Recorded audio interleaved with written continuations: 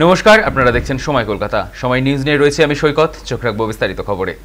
দুর্গাপুজোর জমজমাট উৎসব শেষ হলেও কোনো বড় ধরনের অঘটনের খবর নেই শহরে।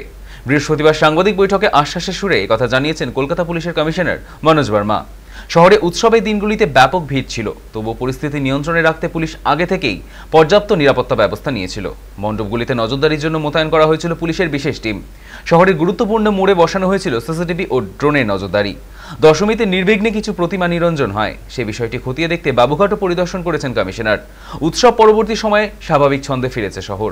কমিশনার আরও জানিয়েছেন, আগামী আরও কয়েকদিন নজরদারি থাকবে, যাতে ফের কোনো রকম অঘটন না ঘটতে পারে।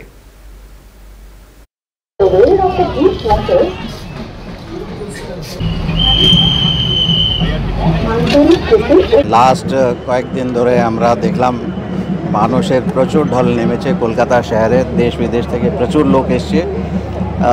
টোটাল ওভারঅল সব জায়গায় ভালোভাবে ফেস্টিভ্যাল কেটেছে।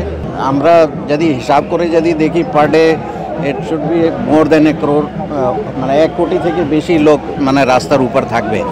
তো এত লোক এত সংখ্যায় সারা শহরে ঘুরেছে, কোথাও কোনো আমরা বড় কিছু পাইনি। অ্যান্ড এটা মানে এটাই দেখাচ্ছে মানে স্পিরিট ফেস্টিভ্যাল।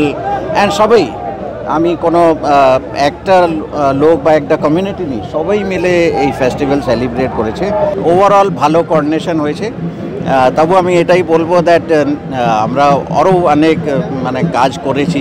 অনেক জায়গায় আমরা ভিডিও অ্যান্ড ফটোগ্রাফস অ্যান্ড অনেক পয়েন্টস আমরা নোট করেছি, যেখানে আরও ছোটো ছোটো